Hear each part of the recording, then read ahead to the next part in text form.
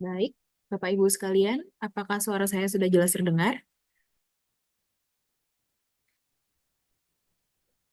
Baik, selamat siang, Om Swastiastu, Assalamualaikum warahmatullahi wabarakatuh. Salam sejahtera bagi kita semua, Bapak Ibu sekalian. Terima kasih banyak atas kehadirannya dalam webinar terkait penerapan budaya positif di Sekolah Tunas Bangsa. Baik, adapun hari ini yang bergabung yakni 18 guru termasuk saya sebagai pemateri dan saya ucapkan terima kasih atas kesediaan Bapak Ibu sekalian untuk hadir tepat waktu dan kita bisa memulai webinar kita pada siang hari ini. Baik, mohon izin untuk saya bisa share screen terlebih dahulu.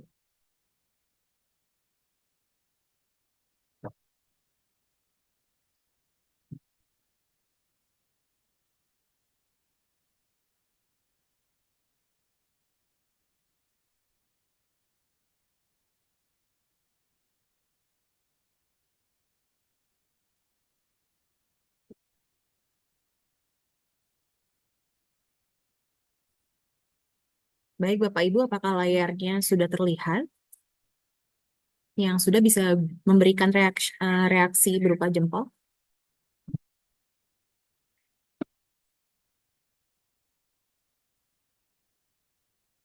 Baik.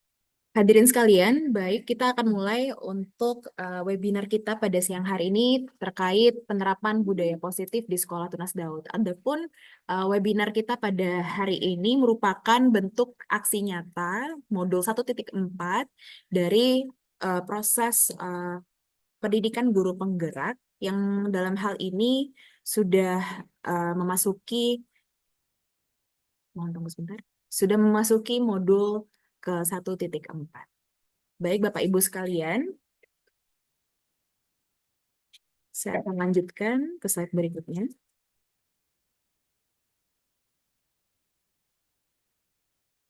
Tujuan dari pemaparan budaya positif di Sekolah Tunas Daud kali ini adalah Bapak Ibu dapat memahami paradigma belajar dan juga disiplin positif serta motivasi perilaku manusia, kebutuhan dasar manusia, posisi kontrol restitusi, keyakinan kelas dan segitiga restitusi. Adapun hal ini sudah diterapkan dalam uh, penerapan modul 1.4 dan di mana saya sebagai guru penggerak, calon guru penggerak sudah menerapkan beberapa di antaranya pembentukan keyakinan kelas dan juga segitiga restitusi. Dan hal yang sama juga saya imbaskan ke rekan-rekan sekalian dengan tujuan kita dapat menerapkan budaya positif di sekolah kita ini. Sebelumnya saya mau apresiasi Bapak Ibu sekalian karena walaupun kita sudah lelah mengajar seharian sampai jam 3 sore, Bapak Ibu masih mengikuti webinar, berkenan mengikuti webinar ini. Dan di sini posisinya saya bukan sebagai orang yang menggurui Bapak Ibu, tapi kita semua sama-sama belajar di sini dan saling sharing. Di mana kita harus ingat sepanjang hayat bahwa belajar adalah kunci dari mengajar. Jadi apabila Bapak Ibu sampai sekarang masih meluangkan waktu untuk mengisi diri, hal itu merupakan sesuatu yang harus kita rayakan sebagai guru tentunya.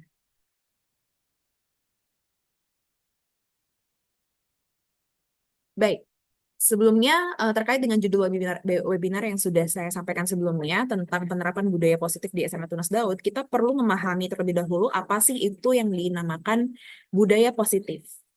Ya, budaya positif adalah suatu lingkungan yang mendorong sikap saling menghargai, mendukung, dan bekerja sama antara semua anggota komunitas sekolah, termasuk diantaranya siswa, guru, staf, dan juga orang tua. Dalam hal ini, nilai-nilai seperti keadilan, tanggung jawab, integritas, dan empati dijunjung tinggi. Budaya positif di sekolah juga memastikan bahwa siswa merasa aman, dihargai, dan didorong untuk mencapai potensi mereka secara maksimal. Ini melibatkan penerapan praktik disiplin yang konstruktif, penguatan perilaku positif, dan penciptaan iklim pembelajaran yang inklusif dan suportif, di mana individu merasa diterima dan didukung dalam perkembangan akademik maupun perkembangan sosialnya. Setelah kita memahami apa itu budaya positif, adapun budaya positif ini sangat erat dengan filosofi pendidikan Ki Hajar Dewantara, di mana dalam pemahaman saya, filosofi tersebut menekankan bahwa tujuan pendidikan adalah menuntun peserta didik agar mencapai keselamatan dan kebahagiaan sesuai dengan kodratnya sebagai manusia, Dan dalam proses menuntun ini sangat diperlukan adanya ekosistem pendidikan yang mengedepankan budaya positif. Kita memasuki 5 kebutuhan dasar manusia. Nah, Bapak Ibu, apakah Bapak Ibu sekalian pernah mendengar hal ini sebelumnya bahwa setiap manusia memiliki 5 kebutuhan dasar. Di antaranya kebutuhan untuk bertahan hidup atau survival, kebutuhan akan kasih sayang dan rasa diterima atau love and belonging. Kemudian yang ketiga ada kebebasan atau freedom. Kemudian kebutuhan akan kesenangan atau fun dan juga kebutuhan akan penguasaan atau power. Ini merupakan quote yang sangat menggugah saya ketika saya mempelajari modul 1.4 ini, di mana ketika seorang murid itu melakukan suatu perbuatan yang bertentangan dengan nilai-nilai kebajikan atau melanggar aturan, hal itu sebenarnya karena mereka gagal memenuhi kebutuhan dasar mereka. Seperti yang kita ketahui bersama tadi, ada 5 kebutuhan dasar manusia. Untuk memudahkan pemahaman ini, saya memberikan kisah Doni. Nah, Doni ini saya adaptasi dari kisah yang pernah terjadi di Sekolah Tunas Daud, karena kebetulan saat itu Ibu Vivi di lobi depan pernah bercerita ke saya tentang anak-anak SD yang mencuri bekal temannya, kotak bekal temannya. Dan beberapa kali terjadi juga di SMA Tunas Daud, mereka memakan kotak bekal atau catering yang seharusnya ditujukan untuk teman mereka. Nah, sebenarnya dari kisah ini, sebut saja Doni yang melakukannya.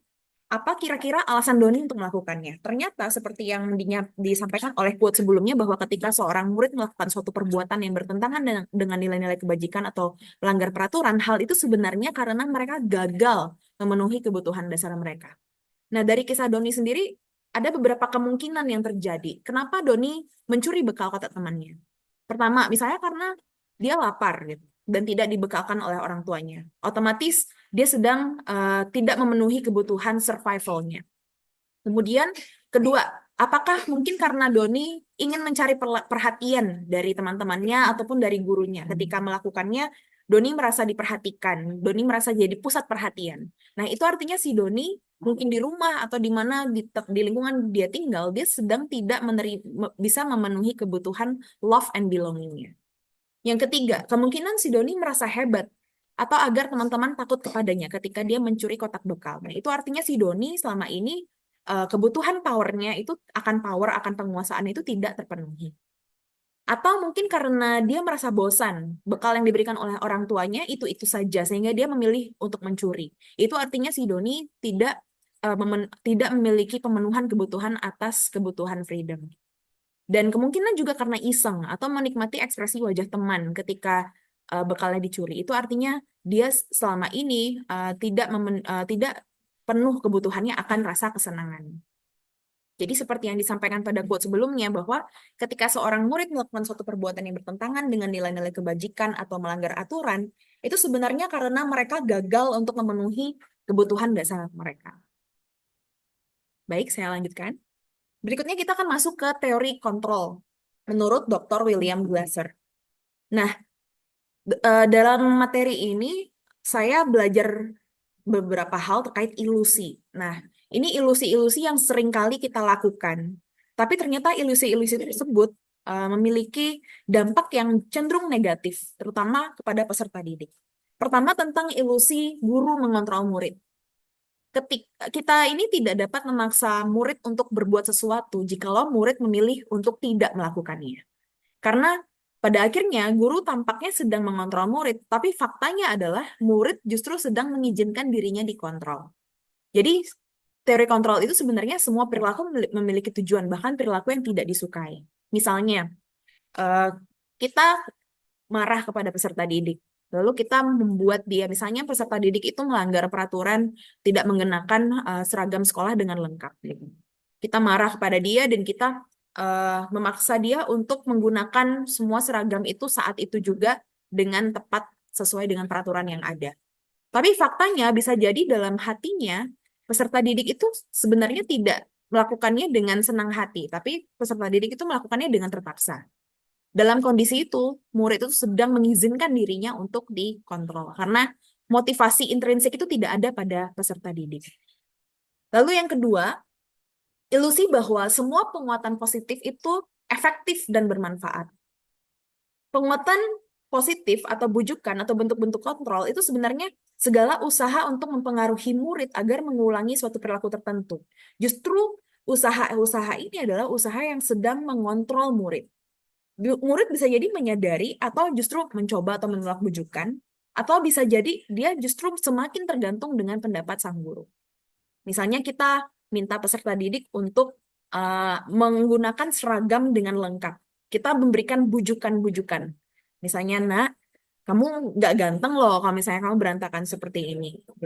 Ayo dong ayo dong bantu ibu. Masa kamu tega sama ibu, eh, kamu tidak menaati nasihat atau perintah yang ibu berikan. Ibu sedih loh kalau seandainya kamu nggak mentaati peraturan sekolah. Ketika kita membujuk dengan cara seperti ini, bisa jadi dia menyadari, bisa jadi dia mencoba atau menolak bujukan, atau bisa jadi dia melakukannya. Namun setelah itu dia melepas lagi semua seragamnya dan kembali lagi melanggar peraturan.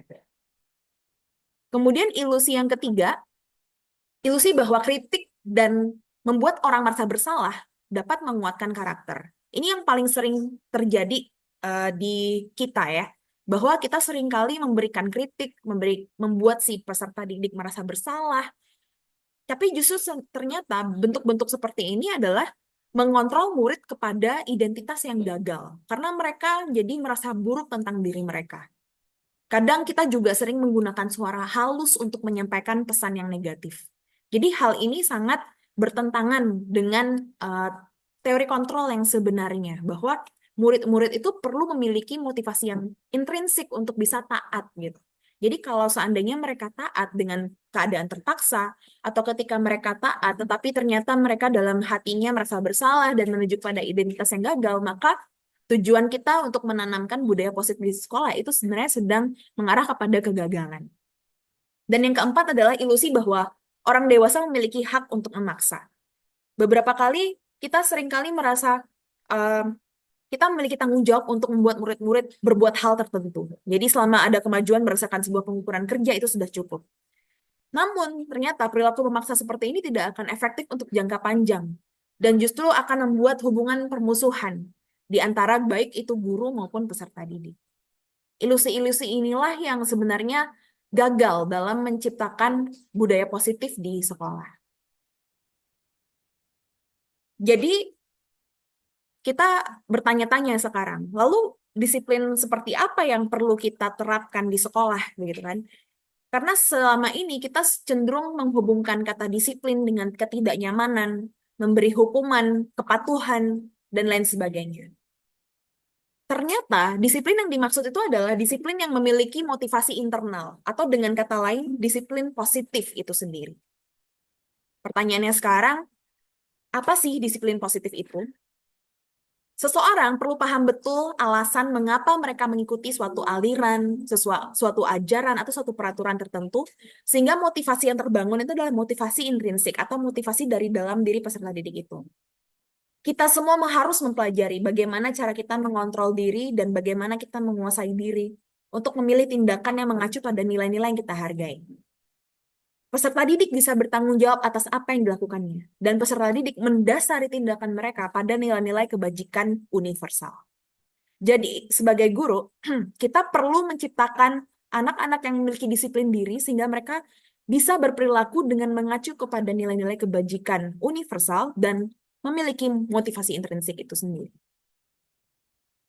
Nah, sekarang kita masuk kepada apa saja nilai-nilai kebajikan yang kita kenal. Dalam profil belajar Pancasila misalnya, kita belajar tentang beriman kepada beriman dan bertakwa kepada Tuhan Yang Maha Esa dan berakhlak mulia, bernalar kritis, mandiri, berkebinekaan global, bergotong royong, dan juga kreatif. Dalam IBO Primary Years Program juga memiliki nilai-nilai dari toleransi sampai komitmen. Kemudian dari 9 pilar karakter yang dirancang oleh Indonesian Heritage Foundation, ada cinta Tuhan dan segenap ciptaannya sampai ke bagian toleransi, kedamaian, dan kesatuan. Dan juga di sekolah kita sendiri, ada profil pelajar tunas Daud, reliance on God, knowledgeable, open-minded, innovator, problem solver, kemudian ada team player, dan juga reflective. Jadi nilai-nilai kebajikan inilah yang sebenarnya kita harus yakini dan Semua peserta didik dan kita semua itu meyakini nilai-nilai kebajikan yang sama.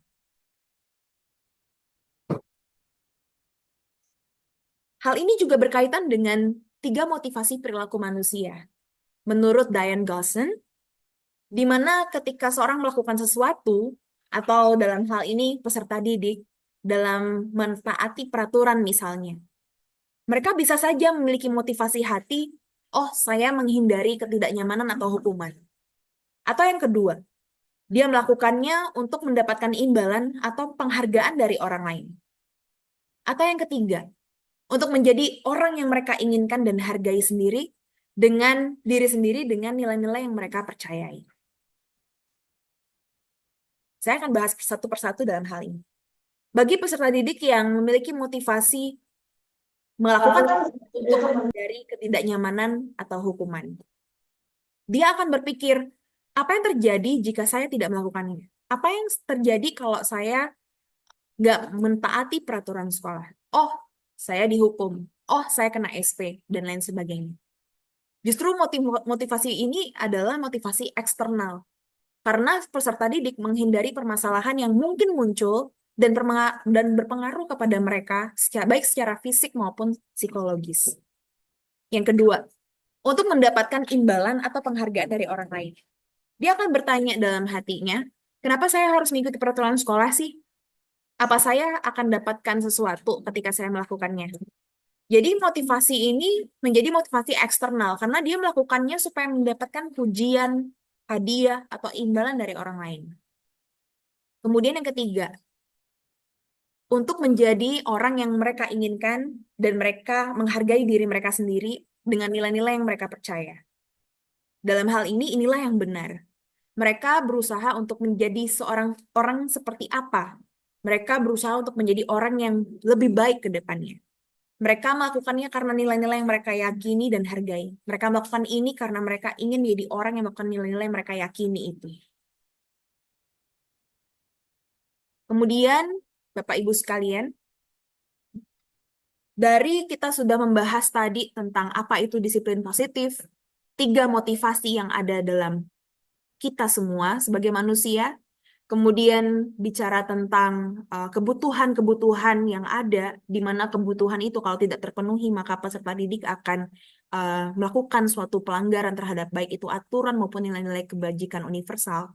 Maka kita bisa menarik benang merahnya. Apa sih tujuan budaya positif itu? Jadi tujuan budaya positif itu adalah menanamkan motivasi internal kepada murid untuk menjadi orang yang mereka inginkan dan menghargai diri sendiri dengan nilai-nilai yang mereka percaya. Misalnya, di Tunas Daud tadi ada nilai reliance on God. Ada nilai tentang menjadi seorang inovator. Kemudian ada nilai di mana mereka bisa reflektif. Mereka bisa merefleksikan hal-hal yang sudah mereka pelajari maupun dampak dari semua perbuatan yang dia lakukan. Jadi, peserta didik dapat menjiwai semua nilai-nilai kebajikan itu. Bukan karena terpaksa, bukan karena hukuman, bukan karena hadiah. Tapi mereka melakukannya karena mereka memang memiliki motivasi internal. Yakni mereka ingin menjadi orang yang lebih baik dan mereka ingin menghargai diri mereka sendiri. Mereka ingin menerapkan nilai-nilai yang mereka percayai. Motivasi intrinsik semacam ini akan berdampak pada jangka yang panjang. Jadi mereka taat bukan karena mereka takut pada hukuman. Mereka taat bukan karena mereka inginkan hadiah. Tapi mereka taat karena mereka tahu ini adalah nilai yang mereka miliki dan mereka pengen menjadi orang yang lebih baik. Nah, sekarang bagaimana posisi guru ketika menghadapi hal ini? Apakah guru sebagai penghukum? Apakah guru sebagai pembuat merasa bersalah? Ataukah kita sebagai teman? Ataukah kita sebagai pemantau? Maupun kita sebagai manajer? Kita akan bahas hal ini satu persatu. Hal ini dinamakan 5 posisi kontrol restitusi. Tentunya kita tidak ingin menjadi guru yang penghukum ya. Karena guru yang penghukum pasti akan menghardik, menunjuk-nunjuk, menyakiti, menyindir. Jadi guru ini akan cenderung uh, memberikan ancaman. Misalnya gurunya akan berkata, kalau kamu tidak melakukannya, saya akan itu dalam bentuk konsekuensi. Dan hasilnya, peserta didik akan menjadi orang yang pemberontak, pendendam, dan menyalahkan orang lain. Dan kita juga tidak ingin menjadi guru yang sering membuat orang merasa bersalah atau membuat peserta didik merasa bersalah. Jadi kita cenderung berceramah, menunjukkan kekecewaan yang mendalam. Jadi kita bilang sama peserta didik, kamu sudah mengecewakan ibu. Kamu melakukan ini, ibu kecewa loh sama kamu, dan lain sebagainya. Hal ini akan melahirkan peserta didik yang cenderung menyembunyikan, menyangkal, dan juga suka untuk berbohong. Mereka akan lebih memilih untuk berkelit. Kemudian ada yang dinamakan kontrol sebagai teman, di mana di sini kita membuatkan alasan-alasan untuk murid. Misalnya, lakukan ini buat ibu ya, lakukan ini buat bapak ya. Ya, nanti tenang aja, ibu yang akan bantu untuk bereskan, dan lain sebagainya. Hal ini mungkin kita sebagai teman kepada peserta didik itu ada sisi positifnya, tetapi ini akan melahirkan peserta didik yang ketergantungan kepada kita. Jadi apa-apa dia akan selalu mencari kita, apa-apa dia membutuhkan kita, dia tidak bisa memutuskan sendiri, dan ini akan membuat dia tidak bisa kalau tanpa kita. Kemudian ada kontrol sebagai pemantau. Kontrol sebagai pemantau ini adalah guru-guru yang suka menghitung dan mengukur sesuai dengan peraturan yang ada misalnya. Jadi, misalnya, ada peserta didik yang terlambat datang ke sekolah. Kita akan, pertama yang kita lakukan, pasti kita akan menilik kepada peraturan. Oke, kamu terlambat. Ini terlambatmu yang pertama kali. Kamu masih punya kesempatan lagi untuk terlambat beberapa kali, sebelum akhirnya nanti kamu dapat SP dan lain sebagainya. Misalnya ada yang nyontek. Oke, konsekuensinya adalah seperti yang sudah disampaikan di kesepakatan kelas sebelumnya, kamu uh, akan saya potong poinnya 50%, misalnya seperti itu. Kemudian, dan ini akan menghasilkan peserta didik yang menyesuaikan bila diawasi. Jadi, mereka akan taat kalau ada kita. Kalau seandainya tidak ada kita, mereka tidak taat, mereka pasti akan lebih memilih untuk melanggar. Sementara yang menjadi tujuan kita semua yang paling baik adalah ketika kita sebagai guru memiliki posisi kontrol restitusi sebagai manajer. Di sini kita lebih kepada mengajukan pertanyaan-pertanyaan. Ketika peserta didik melakukan kesalahan, yang kita lakukan pertama kali adalah apa yang kita yakini? Apa nilai-nilai kebajikan yang selama ini kita miliki? Apakah kamu meyakini hal tersebut? Kalau kamu meyakininya, kamu mau nggak untuk memperbaiki? Kalau kami memperbaikinya, jadi kira-kira hal tersebut akan menggambarkan apa tentang dirimu? Kamu ingin jadi orang yang seperti apa ke depannya? Posisi kontrol diri sebagai manajer inilah yang sebenarnya menjadi tujuan kita semua, di mana kita tidak menghukum, kita tidak membuat dia merasa bersalah, kita tidak sebagai teman yang dalam artian kita terlalu akrab dan terlalu mengcover, kita tidak sebagai pemantau yang hanya memfokuskan diri kepada justice, benar, salah, apa peraturannya, dan lain sebagainya. Tapi kita benar-benar menguatkan watak dan karakter dari peserta didik itu sendiri. Sehingga ketika kita berhadapan dengan peserta didik yang bermasalah, fokus kita adalah menguatkan karakter mereka, mengembalikan mereka kembali kepada nilai yang kita yakini bersama, terutama dalam kebajikan universal. Apabila kita berposisi sebagai penghukum, peserta didik mungkin akan lebih berani untuk melawan kita. Saya nggak peduli. Jadi dia akan mengulang-ulang kembali kesalahannya dan perilakunya menjadi agresif. Dan di sini murid meletakkan guru di luar dunia berkualitas. Apabila kita membuat mereka merasa bersalah, ya mereka mungkin merespon dengan pernyataan, maafkan saya. Tapi di dalam hatinya, mungkin dia ada perasaan gagal, ada perasaan rendah diri, dan ada perasaan yang tidak berharga. Kemudian, apabila sebagai teman, maka mungkin dia akan semakin menganggap kita teman. Dan cenderung mereka lebih bergantung pada kita, tidak bisa mandiri, dan terlebih lagi tidak bisa memutuskan. Kalau posisi kita sebagai guru adalah guru yang memantau, maka mereka akan seringkali mempertanyakan saya akan dapat berapa bintang kalau melakukan tersebut. Jika sudah melakukannya tersebut, saya akan dapat apa? Jadi dia akan mengharapkan hadiah, atau dia akan menghindari jika dia tahu ada konsekuensi berupa hukuman. Sementara itu, tujuan kita bersama, kalau kita berhasil sebagai guru yang menerapkan kontrol restitusi berupa kontrol manager, maka kita akan menerima murid berkata, bagaimana caranya saya supaya saya bisa memperbaiki keadaan ini?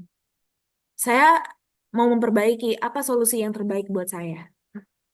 Jadi peserta didik akan mengevaluasi diri dan mereka akan memutuskan dan memikirkan bagaimana sih menjadi diri yang lebih baik.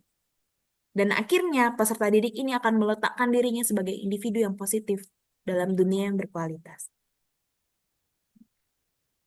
Penting bagi kita untuk belajar bagaimana pendekatan manajemen kelas yang baik ketika kita berhadapan dengan peserta didik.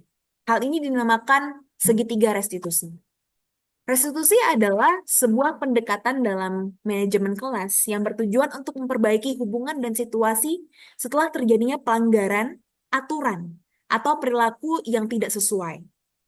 Beberapa kali kita sudah sering berhadapan dengan peserta didik yang mungkin membuat kita kesal, membuat kita merasa marah gitu, karena mereka seringkali melanggar dan mereka berperilaku tidak sesuai dengan ekspektasi kita. Dalam konsep restitusi, fokusnya bukan pada hukuman atau memberi rasa bersalah, tetapi pada upaya memperbaiki dan memulihkan kondisi melalui tindakan yang bertanggung jawab. Restitusi akan membantu siswa dalam memahami dampak dari tindakan mereka, memulihkan rasa harga diri mereka, dan mendorong mereka untuk melakukan tindakan yang lebih positif di masa depan. Kita akan mulai terlebih dahulu dengan menstabilkan identitas terlebih dahulu. Jadi ketika peserta didik melakukan kesalahan, tahapan pertama yang harus kita lakukan adalah menstabilkan identitas mereka. Kita ingatkan mereka bahwa setiap orang pasti pernah melakukan kesalahan, dan kamu bukan satu-satunya, Nek, yang pernah melakukan ini. Setelah kita berhasil menstabilkan identitas, maka kita bisa memvalidasi tindakan yang salah dengan menanyakan, kamu pasti tentu punya alasan dong, kenapa kamu melakukan itu? Kenapa sih kamu melakukannya?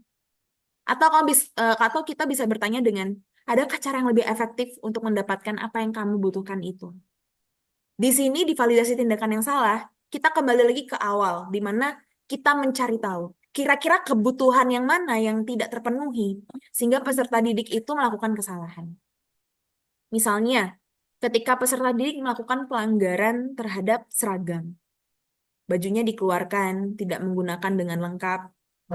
Ketika kita dipertemukan dengan peserta didik yang seperti ini, pertama yang harus kita lakukan adalah kita stabilkan dulu identitasnya. Oke, saya paham kamu sudah melanggar peraturan, dan setiap orang itu memang pasti pernah melakukan kesalahan. Kamu bukan satu-satunya yang melanggar, karena ibu lihat ada beberapa juga yang melanggar dan sebagainya. Dan yang kedua yang harus kita lakukan adalah memvalidasi tindakan yang salah dengan menanyakan, kamu pasti punya alasan ya, kenapa kamu melanggar peraturan. Kira-kira kenapa kamu melanggar peraturan? Mungkin peserta didik akan merespon dengan, soalnya kalau nggak keluarin baju, saya nggak keren, Miss. Ketika kita dengar istilah, oh, ketika dia berpakaian dengan urakan, dia merasa keren, itu artinya dia sedang tidak memenuhi kebutuhan di mana dia itu love and belonging. Ya, ketika dia tidak merasa diperhatikan di rumah mungkin, atau kalau SMA, tingkat SMA dengan teman yang lawan jenis, dia sengaja melakukannya untuk menerima perhatian itu.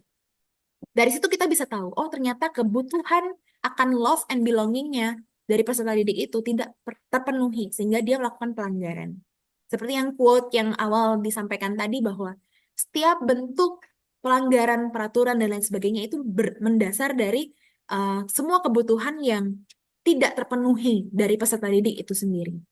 Ketika kita sudah mengetahui dasarnya, identitas yang stabil, tindakan salah yang kita validasi, baru kita kembali menanyakan keyakinannya. Kamu ingat keyakinan kelas yang kita telah sepakati? Kamu ingat profil pelajar Sekolah Tunas Daud? Kamu ingat peraturan-peraturan yang ada di sekolah? Kira-kira kamu ingin jadi orang yang seperti apa sih? Dan lain sebagainya. Di sini kita menanyakan kembali keyakinan peserta didik itu. Menurut kamu, ketika kamu melakukannya, apakah kamu berhasil menjadi orang yang keren, misalnya seperti itu dalam kasus yang tadi? Atau justru kamu malah mengalami kerugian-kerugian. Misalnya seperti, oh kamu jadinya tercatat di BK sebagai anak yang melanggar peraturan dan lain sebagainya. Kemudian kita kembali menanyakan lagi, kira-kira ada nggak sih cara yang lebih efektif supaya kamu bisa keren daripada kamu melanggar peraturan? Seperti misalnya mengeluarkan seragammu, tidak menggunakan seragam sesuai dengan kaidah yang ditentukan. Inilah yang dinamakan segitiga restitusi, Bapak Ibu. Di mana kita di sini berperilaku sebagai control manager. Kita memahami kebutuhan peserta didik, kita memahami motivasi mereka melakukan kegiatan yang salah atau tindakan yang salah, dan kita memahami sebenarnya apa sih kebutuhan yang kita perlu penuhi dalam hal ini. Baik, kemudian selanjutnya kita akan belajar tentang keyakinan kelas, di mana keyakinan kelas ini sebenarnya lebih abstrak dari peraturan-peraturan sekolah. Pernyataan-pernyataan ini bersifat universal dan positif, dan perlu banyak indahnya sehingga mudah diingat oleh semua warga kelas. Dan semua warga kelas itu ikut berkontribusi dalam membuat keyakinan kelas ini. Nah, seperti yang Bapak Ibu perhatikan di sebelah kanan ini adalah bentuk keyakinan kelas yang saya dan kelas 10B telah sepakati.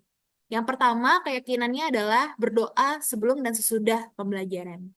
Kedua, menerapkan 5S, senyum, salam, sapa, sopan, santun. Yang ketiga, anti-bullying, saling menghargai dan menjaga toleransi. Yang keempat, disiplin dan memiliki time management yang baik. Yang kelima, menjaga kebersihan dan fasilitas kelas. Dan yang keenam, saling membantu satu sama lain. Ketika kelas 10B sepakat dengan keyakinan kelas ini, dan ketika saya temukan di dalamnya ada peserta didik yang melakukan pelanggaran terhadap aturan-aturan tertentu, maka saya kembali menanyakan kepada mereka keyakinan kelas yang kita telah sepakati bersama. Misalnya, ada peserta didik yang terlambat datang ke sekolah. Waktu itu salah satunya ada Revano, terlambat datang ke sekolah. Yang saya lakukan pertama adalah, yang satu adalah menstabilkan identitas dulu. Saya tanya kepada dia, dan saya sampaikan kepada dia, kamu pasti tahu kan, kamu sudah melanggar peraturan apa? Miss Nisma tahu kamu sudah em, terlambat dan itu melanggar peraturan sekolah. Dan kamu pasti tahu bahwa banyak anak juga yang lain yang mungkin terlambat di hari-hari sebelumnya. Jadi kamu bukan satu-satunya yang melanggar. Kemudian yang kedua, saya memvalidasi tindakan yang salah. Kamu sudah tahu kan bahwa dalam tindakan yang salah ini, kamu perlu menyadari bahwa sebagai peserta didik, kita harus kembali lagi pada keyakinan kelas kita bersama. Kamu masih ingat bahwa salah satu keyakinan kelas kita adalah memiliki time management yang baik? Kemudian setelah itu di bagian yang terakhir dari segitiga restitusi sebelumnya, seperti yang Bapak Ibu lihat dalam slide, saya kembali menanyakan keyakinan. Kamu ingin menjadi orang yang seperti apa, Revano? Setelah saya memvalidasi tindakan yang salah dengan menanyakan kira-kira apa sih alasannya dia, kenapa dia bisa terlambat, dan waktu itu dia sampaikan karena dia begadang dan dia terlambat bangun. Setelah saya tahu kebutuhannya yang dia tidak terpenuhi, dan setelah saya tahu alasan kenapa dia terlambat, saya kembali menanyakan di bagian menanyakan keyakinan. Keyakinan kelas apa yang telah kita sepakati?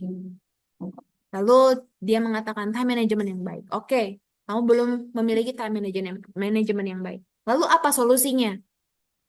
Dan di situ dia mengungkapkan solusinya.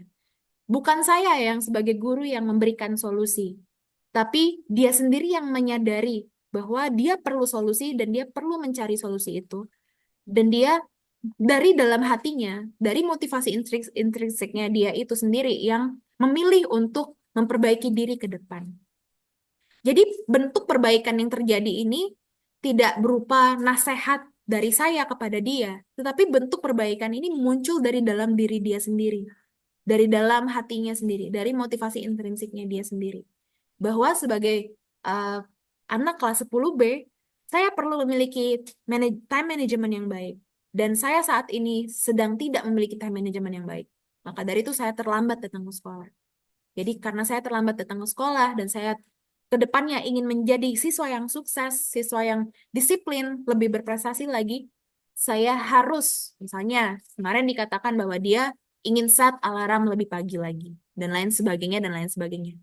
Jadi bukan dari kita bentuk kontrol itu ada, tetapi dari dalam dirinya dia menimbulkan suatu motivasi intrinsik, sehingga dia memilih untuk melakukannya. Hal ini mungkin bisa diterapkan di kelas Bapak Ibu sendiri. Bapak Ibu perlu menyepakati apa saja sih keyakinan kelas. Cukup 5 atau 6 saja. Pilih kata-kata universal yang positif, yang bisa diyakini bersama-sama dan mudah diingat.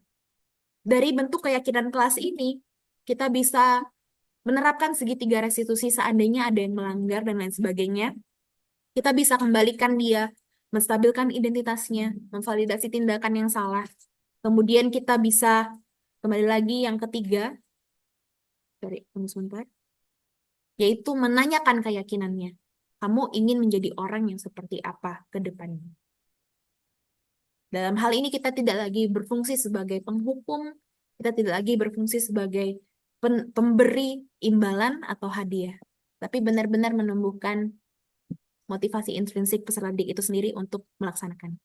Seperti yang disampaikan pada slide ini bahwa keyakinan kelas dapat dilakukan oleh guru dan peserta didik tersebut melalui kegiatan tampak seperti atau tidak tampak seperti dalam tabel Y. Kemudian bisa juga melalui kegiatan tugas saya, tugas kamu. Di sini saya sudah memberikan beberapa contoh. Ini salah satu contohnya untuk diagram Y. Ketika sebelum saya menyusun keyakinan kelas yang 6 tadi di kelas 10B, saya ajak mereka untuk kira-kira membayangkan seperti apa sih terlihatnya setiap anggota kelas yang bisa melakukan tugas dengan baik. Terlihat disiplin dalam bekerja, terlihat tepat waktu, terlihat mandiri, terlihat mau bekerja sama dalam kelompok, terlihat rapi dan mau mengatur waktu dengan baik. Membayangkan terdengar seperti apa sih peserta didik yang setiap anggota kelasnya dapat melakukan tugas dengan baik. Maka peserta didik akan menyampaikan, ayo kita selesaikan dengan tepat waktu. Aku kesulitan dengan ini, ada yang bisa bantu aku nggak? Perlu bantuanku? Terima kasih sudah mengerjakan dengan baik. Dan berperilaku seperti apa sih peserta didiknya yang mengambil inisiatif, menyelesaikan tugas dengan tuntas, mengatur prioritas, siap bertanggung jawab, dan membantu teman. Terus, Pak, macet ya?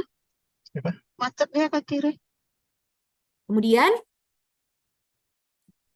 ini adalah bentuk dari tugas saya, tugas kamu. Mungkin ini terlihat sederhana, tetapi kita bisa melatih diri kita sendiri supaya guru-guru dan murid ini benar-benar memahami tugas masing-masing. Dari sini kita bisa melahirkan keyakinan kelas yang kita sepakati bersama. Misalnya, tugas guru adalah merancang, melaksanakan pembelajaran, membimbing, mengarahkan, menilai, memberi umpan balik, mengelola kelas, mengasihi tanpa memandang latar belakang peserta didik. Dan tugas murid adalah belajar dengan sungguh-sungguh, menghormati guru dan teman, mematuhi aturan kelas, bertanggung jawab kepada tugas, serta berperan aktif dalam kelompok. Tugas guru bukan memaksakan pendapat pribadi, tidak mau mendengarkan masukan peserta didik, menilai siswa dengan subjektif, mengabaikan kebutuhan peserta didik, memberikan hukuman yang tidak adil. Dan tugas murid bukan mengganggu teman, mengabaikan instruksi guru, menyalahgunakan fasilitas sekolah, tidak jujur dalam mengerjakan tugas, dan menghindari tanggung jawab. Dari semua hal yang kita sepakati di kelas seperti ini, mereka bisa memahami pembagian tugas guru, tugas murid, hal-hal apa yang mereka tidak boleh mereka lakukan, dan keyakinan kelas apa yang diyakini bersama-sama. Sehingga ketika mereka meyakini hal ini dan sepakat, mereka dapat melakukan segala sesuatunya dengan motivasi intrinsik, mereka dapat melakukan sesuatunya dengan baik, mereka dapat mengarah kepada pertumbuhan yang positif, baik dari segi watak maupun karakter mereka. Saya tampilkan, ini adalah salah satu video demonstrasi kontekstual modul budaya positif, di mana di sini saya menerapkan restitusi kepada 2 peserta didik. Peserta didik yang pertama itu melanggar kehadirannya terlambat. Yang kedua, yakni melanggar surat izin. Kita bisa saksikan video ini bersama. Apakah suaranya terdengar? Benar.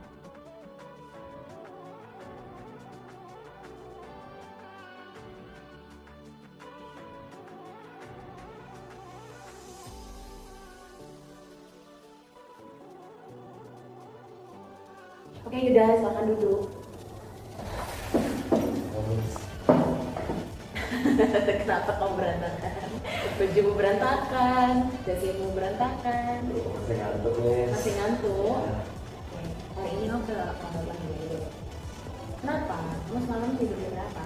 Salah juga. Tuh, Salah, Miss. Teman-teman pernah ajak main. mabar. Main game apa? ML, PUBG. Ya, bisa tamunya. Gitu. Tapi kan dampaknya pagi gitu deh kamu terlambat terus. Ya sih, tapi kan seru nih. Masa muda. Nggak terasa ya? Iya. Sampai pagi kamu main. Tiap hari kamu kayak gitu. Ya, Waduh, Ida. Ya, Miss ngerti sih kamu bukan satu-satunya yang suka game ya. Semua teman-temanmu itu pasti suka banget main game bahkan sampai dini hari gitu ya. Nah, setiap orang juga pasti melakukan kesalahan. Tapi Yuda tahu kan peraturan di sekolah kalau apa itu? buat pulang jam 10. Nggak boleh telat dari jam 8 10. Oke. Lalu bagaimana? Tapi kan teman saya ngajak, Miss. Kalau saya nggak ikut, nggak ditemenin misalnya. Tahapan kedua yakni validasi tindakan salah. Gimana dong, Miss? Takut bermusuhan gitu. Iya. Is, ngerti berarti alasanmu kenapa melakukannya karena kamu takut kehilangan teman-temanmu. Iya. Is, nggak lihat sih tadi beberapa menit udah terlambat.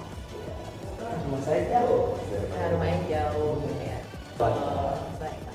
Lalu keyakinan kepakatan kelas yang terakhir menanyakan ya, sudah mendengarkan Selalu datang kelas dengan Pak. selalu datang kelas tepat waktu. Ya, itu keyakinan kelas kita ya. Berarti Yuda telah Melanggar. melanggar keyakinan kelas yang telah disepakati. Yuda ingin jadi orang yang seperti apa sih kedepannya? Saya cuma pengen. Baik. Ya. Berarti kalau mau sukses mau bahagia, menurut Yuda taat sama aturan berlaku, bangun lebih pagi, itu baik nggak untuk mencapai kesana? Baik. Baik ya. Kenapa sih kira-kira sekolah itu menetapkan peraturan harus datang tepat waktu? Menjaga disiplin. Nah, betul sekali, menjaga kedisiplinan, punya manajemen yang baik, kan? Nah, berarti sekarang artinya ketika Yuda melanggar, Yuda sudah memiliki manajemen bisa bedakan yang mana kesenangan, yang mana prioritas, ya kan? Main game itu termasuk Nah, kesenangan. Boleh nggak main game? Boleh ya kan? Asal apa? kalau Tahu waktu, betul. Jadi apa nih perbaikan yang Yuda bisa lakukan buat diri? main di tapi Saya setuju akan hal itu. Jadi nggak apa-apa kalau kamu main game itu apa-apa, ingat waktu, ingat tugas, prioritas. Ya kan? Kalau Yuda dari dalam diri sendiri Yuda sadar akan hal itu, pasti nggak akan ada masalah kan? Boleh nggak untuk menolak ajakan teman yang lain? boleh. Boleh ya. Jadi Yuda juga bisa memilah gitu, yang mana yang boleh diikuti, yang mana tidak boleh diikuti demi kebaikan Yuda sendiri. Oke? Yuda paham sama hari ini, kejadian hari ini karena kamu semua harus panggil Yuda. Iya. Jadi semua mau ke depannya Yuda tidak dipanggil lagi, sadar akan kesalahan dan belajar ya. Setiap orang pasti melakukan kesalahan, tapi tetap kita harus belajar, punya manajemennya, bagaimana mengatur waktu. Deal? Ya. Oke. Harap besok Yuda ada tambah. Baik. Ya, tinggi ya. Ya. Terima kasih, selamat kembali ke Terima kelas. kasih. Nah, Selamat pagi. Saya ingin berterima kasih kepada Miss Isma. baik, Bapak Ibu sekalian, demikian tadi video di mana saya belajar untuk menerapkan segitiga restitusi. Dari kasus tadi, saya mengetahui bahwa ternyata kenapa Yuda terlambat, itu karena pertama dia ketakutan kehilangan teman-temannya gitu ya. Jadi dia memutuskan untuk ikut teman-temannya bermain game sampai jam 3 pagi sehingga paginya dia terlambat bangun, rumahnya jauh dan dia akhirnya terlambat datang ke sekolah. Kebutuhan akan teman, love and belonging dan juga kebutuhan akan kesenangan itu yang sedang berusaha dipenuhi oleh Yuda sehingga dia melakukan pelanggaran peraturan di mana peraturan yang dilanggar adalah terlambat datang.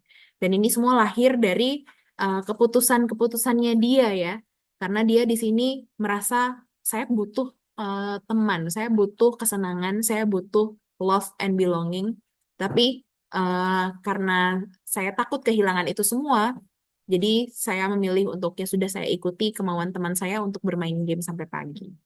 Dan ini mungkin kejadian yang seringkali terjadi di peserta didik dan hal ini akan membuat peserta didik jadinya terlambat ke sekolah dan sebagainya. Namun kembali lagi dari segi tiga restriksi tadi, yang pertama yang kita lakukan adalah menstabilkan identitas. Saya pastikan kepada dia bahwa dia tidak sendirian, bahwa ada banyak juga peserta didik yang melakukan kesalahan. Kita semua manusia pasti melakukan kesalahan. Jadi dari hal itu kita tidak merendahkan harga dirinya, begitu. Kemudian setelah itu kita memvalidasi tindakan yang salah. Ya benar, dia sudah melakukan kesalahan. Dia pasti ada alasan kenapa dia ingin melakukan kesalahan itu. Kenapa pasti ada alasan kenapa dia terlambat. Dan ternyata alasannya adalah dia bermain game sampai pagi. Kenapa dia harus memilih bermain game sampai pagi? Karena dia takut kehilangan circle-nya dia. Kemudian yang terakhir yakni uh, kemudian membuat mengingatkan dia kembali akan keyakinan kelas yang selama ini disepakati. Bahwa salah satu keyakinan kelas yang disepakati adalah memiliki time management yang baik. Dan dia meyakini bahwa dia ingin menjadi orang yang sukses ke depan dan dia sadari bahwa oh ini pelanggaran ini ternyata berdampak buruk bagi dia karena dia menjadi orang yang tidak memiliki time management yang baik. Kesenangan itu baik untuk dilakukan, tetapi tidak untuk dilakukan secara berlebihan. Itu semua kita pandu supaya anak ini dapat menyadarinya secara sendiri gitu, bukan kita yang mendiktekan. Dan hal ini penting sekali sehingga peserta didik bisa tumbuh motivasi intrinsiknya untuk bisa berubah menjadi peserta didik yang lebih baik lagi.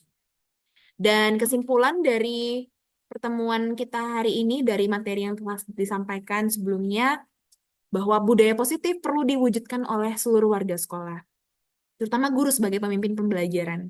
Guru perlu mengalami perubahan paradigma belajar, memahami yang namanya apa sih itu disiplin positif. Disiplin positif adalah disiplin yang dilakukan oleh peserta didik, di mana dasarnya itu adalah motivasi intrinsik peserta didik. Motivasi perilaku manusia yang kita inginkan adalah motivasi internal, bukan motivasi eksternal. Motivasi eksternal dapat berupa hukuman, dapat berupa penghargaan, dan lain sebagainya. Kemudian kita menyadari yang namanya kebutuhan dasar. Ada 5 kebutuhan dasar. Dari kebutuhan akan survival sampai kebutuhan akan kesenangan.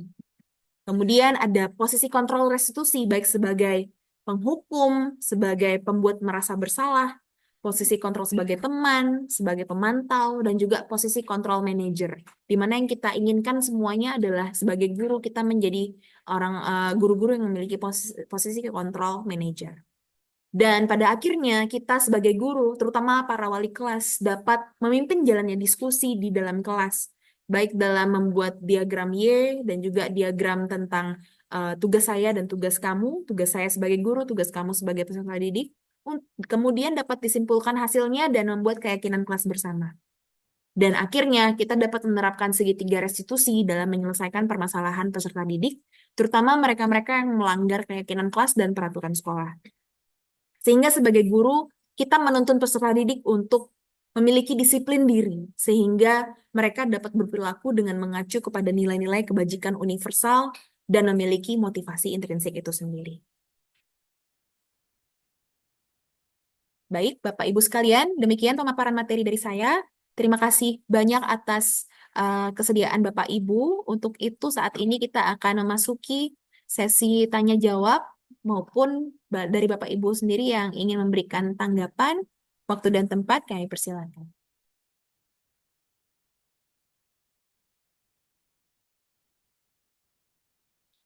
Silakan Bapak Ibu.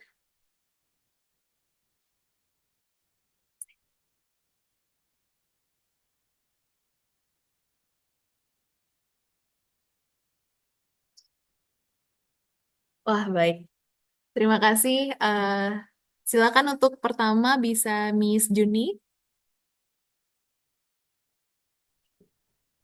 Silakan Miss Juni. Baik, Miss Nisma, terima kasih atas pemaparannya. Sangat bermanfaat. Saya tertarik pada slide di mana tugas guru yaitu mengelola kelas. Nah, di mana saya pernah mengalami ada saat pembagian kelompok. Terdapat satu siswa di kelas di mana ia tidak diterima di kelompok manapun saat pembagian kelas tersebut, saat pembagian kelompok. Nah, jadi pertanyaan saya, bagaimana kiranya cara kita mengelola supaya budaya positif tersebut dapat tercipta di kelas, agar tidak ada siswa yang merasa tersisih seperti kasus tersebut. Itu pertanyaan dari saya. Mungkin bisa dibantu dijawab oleh Miss Nisma. Terima kasih. Baik, terima kasih Miss Juni atas pertanyaannya, luar biasa sekali. Dan ini pasti menjadi permasalahan kita semua ya, bahwa ada beberapa peserta didik yang em, dalam pembagian kelompok, dalam suatu penugasan itu biasanya dikucilkan ya, kalau saya bisa katakan, dan tidak diterima oleh anggota yang lain.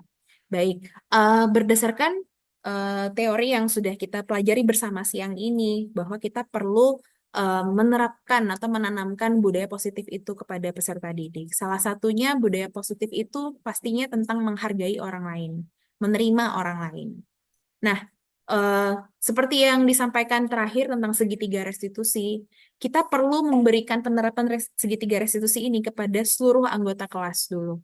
Kita bisa panggil satu persatu atau kita lakukan secara kolektif, bisa berlima-berlima atau mungkin dengan satu kelas tanpa peserta didik yang dikucilkan itu gitu. Jadi kita atur satu waktu uh, untuk pertemuan ini gitu. Dan di pertemuan ini kita bisa tanyakan dulu. Pertama-tama kita stabilkan dulu identitasnya gitu kan ya. Kita tanyakan, kita berikan posisi kita sebagai guru, kita memahami perasaan peserta didik itu gitu. Oh, oke, Ibu paham kenapa kamu tidak memberikan kepada si A untuk bergabung ke kelompokmu, pasti ada alasannya. Nah, dari alasan-alasan ini kita bisa gali lebih dalam lagi apa alasannya gitu. Kenapa anak ini tidak diterima? Dan itu pasti akan muncul berbagai alasan ya. Misalnya eh, soalnya anak ini suka nggak respon miss, slow respon dan lain sebagainya gitu. Atau mungkin si anak ini terlalu menguasai sehingga apa-apa dia yang pengen kerjain sendirian begitu. Mungkin seperti itu, beragam alasan pasti akan muncul dari sesi pertanyaan ini, terutama tahapan yang menstabilkan identitas dan memvalidasi tindakan yang salah. Dari sini kita kembali mengingatkan lagi keyakinan kelas, keyakinan atau nilai-nilai gitu ya, profil pelajar Pancasila atau nilai-nilai profil Sekolah Tunas Daud itu kita ingatkan lagi kepada mereka. Yang salah satunya mungkin kita bisa ingatkan nilai menghargai orang lain, nilai penerimaan terhadap orang lain, menerima orang apapun latar belakangnya dan lain sebagainya, itu kita ingat. Kalau masih ingat sama keyakinan kelas kita bersama, kalau masih ingat sama nilai-nilai tentang kita harus menerima orang apa adanya dan lain sebagainya. Dari nilai-nilai ini, kemudian kita tarik lagi, kamu pengen menjadi orang yang seperti apa nanti ke depannya di masyarakat, begitu. Apakah kamu akan terus kekeh mengucilkan gitu ya, dan lain sebagainya. Ini mungkin terdengar seperti mudah ya, tapi nyatanya ketika dilakukan nyatanya di kelas atau ketika berhadapan dengan peserta didiknya langsung, pasti tentunya akan kompleks sekali, apalagi ini melibatkan banyak sekali kepala dan perasaan begitu. Cuman dari situ kita bisa menyadari bahwa oh apa sih dasarnya, kenapa sih anak ini harus dikucilkan? Oh mungkin anak ini karena dia dari segi akademik kurang mendukung gitu misalnya, atau oh anak ini punya bad attitude atau anak ini karena apa. Nah, dari hal-hal ini kita bisa ambil tindakan yang lebih jauh lagi. Mungkin kita bisa berdiskusi dengan wali kelas, kita bisa berdiskusi dengan guru BK untuk penanganan lebih mendalam lagi ke depannya. Intinya yang kita mau lakukan adalah kita mau kuatkan watak dan karakter peserta didik. Jadi yang kita fokuskan adalah karakter peserta didiknya. Dan yang utama mereka menyadari betul bahwa mengucilkan orang itu salah. Dan mengucilkan orang itu salah itu mereka kesadaran akan hal itu tidak karena kita diktekan gitu. Tidak karena kita ingatkan, tapi kesadaran akan kesalahan itu benar-benar timbul dari dalam hatinya. Kembali lagi tentang motivasi intrinsik itu sendiri. Sehingga akhirnya mereka memilih pada akhirnya mungkin setelah beragam proses yang ada, mereka memilih untuk menerima kembali si A, si B, ataupun siapapun yang dimaksud. Dan itu semua terjadi karena mereka ingin menjadi manusia yang memiliki hati gitu, manusia yang memiliki kasih, manusia yang memiliki eh, rasa menghargai orang lain, menerima orang lain apa adanya dan lain sebagainya. Jadi kita mau menguatkan karakter itu, watak atau karakter itu, tidak mencari siapa yang salah, siapa yang benar dan lain sebagainya. Begitu mungkin Miss Juni dan mungkin demikian yang bisa saya sampaikan untuk pertanyaan dari Miss Juni. Mungkin ada yang bisa menambahkan dari Bu Alit mungkin? Oke, baik. Sudah cukup ya Miss Juni ya? Sudah cukup, Miss. Terima kasih banyak. Baik, terima kasih Miss Juni. Nah, ini ada pertanyaan di kolom chat dari Ibu Alit. Saya ingin menanyakan bagaimana dengan kesepakatan kelas yang Miss Isma kasih contoh di kelas 10B. Apa yang menjadi acuan untuk membuat kesepakatan tersebut? Dan apakah akan direvisi sesuai kebutuhan atau ditetapkan selama setahun pembelajaran? Terima kasih. Wah, ini pertanyaan yang luar biasa dari Bu Alit. Terima kasih Bu Alit atas pertanyaannya. Nah, keyakinan positif ini em, kita rumuskan setelah peserta didik itu em, kita ajak bersama-sama untuk merumuskan yang mana menjadi tugas saya sebagai guru, yang mana menjadi tugas murid, yang diagram tabel apa bentuknya tabel tadi, dan juga diagram yang Y tadi, ya, yang saya contohkan tadi, seperti apa yang diharapkan, seperti apakah terdengar ketika peserta didik itu memiliki budaya positif di kelas. Oh, memiliki time management yang baik, memiliki disiplin waktu, mengerjakan dan mengumpulkan tugas tepat waktu, dan lain sebagainya. Dari situ kita rumuskan bersama-sama gitu. Jadi keyakinan kelas 10B itu akan berbeda dengan keyakinan kelas 10A, 10C, 10D dan kelas-kelas lainnya. Tergantung dari kesepakatan wali kelas dengan peserta didik semuanya begitu. Jadi kesepakatan inilah yang nantinya akan menjadi ibaratnya seperti jiwa ya. Jadi seperti jiwanya kita semua gitu. Kelas 10B akan anak-anaknya menerapkan 5S tadi. Kelas 10B anak-anak yang selalu taat berdoa sebelum pembelajaran. Kelas 10B adalah anak-anak yang anti bullying dan saling menghargai. Kelas 10B adalah anak-anak yang dan sebagainya begitu. Jadi ini akan menjadi jiwanya kita semuanya gitu. Dan ini hal yang kita sepakati bersama. Sehingga apabila terjadi pelanggaran, yang kita ingatkan kembali adalah keyakinan ini begitu. Dan keyakinan ini bukan keyakinan yang seterusnya sampai dia lulus sama terus, enggak gitu. Setiap tahunnya kalau kita bisa revisi itu bisa gitu. Atau setiap minggunya kalau kita mau revisi berdasarkan kejadian-kejadian yang di kelas terjadi itu bisa gitu. Dan keyakinan-keyakinan ini eh, tidak baku gitu. Bentuknya tidak seperti peraturan sekolah yang selalu tetap gitu. Karena ini kembali lagi keyakinan-keyakinan bentuknya dalam bentuk kesepakatan yang bisa disesuaikan dengan keadaan kelas kita sendiri dan permasalahan yang terjadi di kelas. Kalau seandainya di kelas 10B di kedepannya ternyata kelasnya tetap kotor dan sebagainya, mungkin saya akan lebih menjabarkan lagi nilai-nilai yang terkait menjaga fasilitas sekolah. Saya ganti dengan menjaga kebersihan kelas dan kolong meja gitu misalnya biar lebih spesifik lagi. Itu nggak masalah gitu. Jadi semua ini keyakinan kelas ini disepakati dengan tujuan peserta didik itu kembali memiliki watak karakter yang baik ke depannya. Begitu Bu Alif. Mungkin sudah cukup Bu Alif atau ada yang mau ditanggapi lagi? Baik, Terima kasih Miss Nisma jawabannya. baik. Terima kasih Ibu Alif. Em, karena kita terbatas waktu Bapak Ibu, mungkin demikian webinar kita pada siang hari ini. Saya ucapkan terima kasih banyak sekali lagi atas kehadiran Bapak Ibu sekalian. Mungkin kita bisa on cam sebentar untuk berfoto bersama.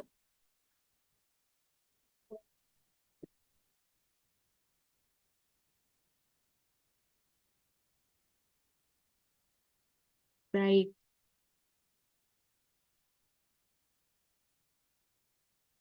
iya, saya hitung dalam 3, 2, 1. Baik, sekali lagi. 3, 2, 1. Oke. Baik, terima kasih Bapak Ibu sekalian. Sampai jumpa di webinar-webinar berikutnya. Tuhan memberkati. Om Santi Santi Santi Om. Wassalamualaikum warahmatullahi wabarakatuh. Salam sejahtera bagi kita semua. Terima kasih Miss Nisma. Terima kasih. Ah, Terima kasih, Miss. Yang fotografi di mana lo yang tiket Senin tahu nggak fotografi di kelas?